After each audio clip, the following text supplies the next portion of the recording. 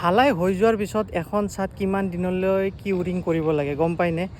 Minimum 21 দিন নহ'লে আপোনালোকে 30 দিন কিউৰিং কৰিব লাগে। নহ'লে কি হয় আপোনাৰ এই যিটো মানে কিউৰিঙৰ পানীটো তেতিয়া আপোনাৰ ছাদৰ ভিতৰত সোমাই যাব। ছাদৰ ভিতৰত সোমাই গ'লে কি হয় তেতিয়া আপোনাৰ যিখন ছাদ আছে ছাদখন ধুনীয়াকৈ মজবুতি লয়।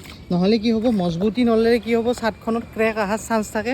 আৰু যেতিয়া একদম ভৰ ৰ'দ দিয়ে, ৰ'দ দিলে কি হয় আপোনাৰ একদম গৰমতে যেতিয়া পানীটো কমকৈ পায় তেতিয়াহ'লে একদম মানে ক্ৰেক ওলায়। আপোনালোকে ওপৰৰ ছাদত উঠি চাব, যেতিয়া পানী কমকৈ পাব অলপ অলপ ক্ৰেক ডেভেলপ হ'ব। তো সেইকাৰণে ছাদখনত ভালকৈ 21 দিন মিনিমাম পাৰিলে দিব, নহ'লে 30 দিনলৈ কিউৰিং কৰিব।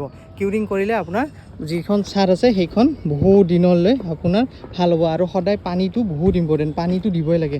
এতিয়া মানে কি হৈছে, আমাৰো এনেকৈ পানীটো দিয়া গৈছে, আমি এনেকৈ পানীটো দি আছোঁ। ছাদখন ঢালাই হৈ গ'ল, তো সেইকাৰণে পানীটো মই দি আছোঁ।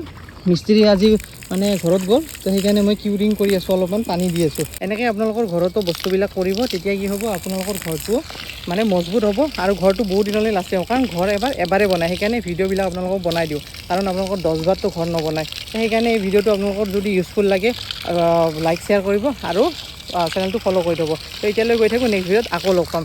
তো বাই বাই। অলপমান পানী খতম হৈছে, পানী দি আছোঁ। Bye bye.